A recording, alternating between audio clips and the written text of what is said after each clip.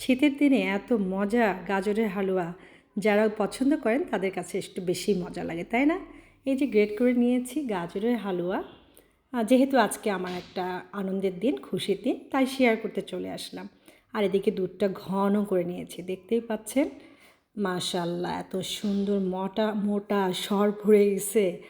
Anyway, এই তো গাজর ঝুরি করার পরে যে বিভিন্ন রকমের মশলা, যেমন সাদা এলাচ, দারুচিনি, লবঙ্গ এবং তেজপাতা, সবগুলো একসাথে দিয়ে সুন্দর মতো এখন পর্যাপ্ত পরিমাণ ঘি দিয়ে দিলাম। আলহামদুলিল্লাহ, দেখতে কত সুন্দর লাগে না অরেঞ্জ কালার, গাজরের কালারটা।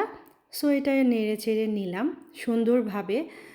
আমি এটাকে ভেজে নিচ্ছি, আপনারা দেখতেই পাচ্ছেন। আর এটা যত সুন্দর করে আপনি এটা ভেজে নেবেন, আর এটার মধ্যে কোনো পানি বা দুধ এখন কিছুই দিচ্ছি না।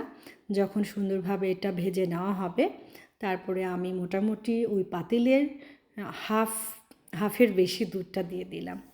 এখন দেখেন কত সুন্দর লোভনীয় একটা কালার চলে এসছে, তাই না? সো এবারে শীতে গাজরের হালুয়াটা কে খেয়েছেন? আমাদের ফার্স্ট টাইম, আমাদের এই শীতে ফার্স্ট টাইম। যেহেতু বাসায় আসছি বগুড়াতে, সো নিজেরা খাবো। আমার যেহেতু শ্বশুর শাশুড়ি আমাদের সাথে নিচের ফ্ল্যাটেই থাকেন, তো ওনাদেরকে একটু দিব। আর এটা বেশ ঝামেলার কাজ, আমরা মেয়েরা ভালো করেই জানি। আর দুধটা দিয়ে কিন্তু বেশক্ষণ কষাইতে হবে। ছোট করে দিয়ে যদি আমরা এটাকে কষিয়ে নিই সুন্দরভাবে নেড়ে চেড়ে, আর একটু ঢাকনা দিলাম। ঢাকনা দিলে যদি একটু দানাটা যদি শক্ত মনে হয়, দেন আপনারা ঢাকনা দিবেন, তাছাড়া ঢাকনা দেওয়ার দরকার নাই। ঝুরি ঝুরি টেক্সচারটা নষ্ট হয়ে যাবে তাছাড়া। সো একটু 5-10 মিনিট আর কি ঢাকনা দিয়ে দিলাম। আর আমি আমার জামাইকেও ডাকছিলাম যে ওর হাতে আমরা সবসময় এই গাজরের হালুয়াটা খাই। মাশাল্লাহ, আলহামদুলিল্লাহ, আমার জামাই রাসেল চৌধুরী খুবই ইয়াম্মি ইয়াম্মি করে গাজরের হালুয়াটা আমাদের করে খাওয়ায়। আর এখানে ক্যাশু নাট ছিল, কিশমিশটা ছিল না বাসায়। আর ক্যাশু নাট কিছু ঝুরি ঝুরি করে নিলাম আর কি, চপড করে নিয়েছি।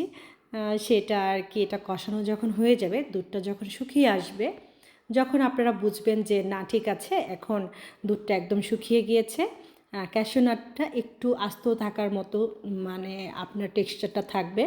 দুধের মধ্যে দিলে কাজু বাদামের যে মজার একটা টেক্সচার, সেটা চলে যাবে।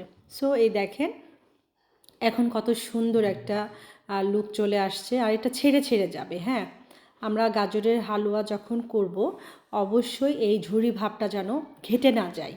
তাহলে কি হবে, ব্লেন্ডারে যেভাবে ব্লেন্ড করি আমরা, ব্লেন্ড করার পরে যারা আমরা হালুয়াটা করি, তখন ওই একদম মিহি দানার মতো একটা গাজরের টেক্সচার আসবে। সো এতক্ষণ আমার সাথে থাকার জন্য অসংখ্য অসংখ্য ধন্যবাদ।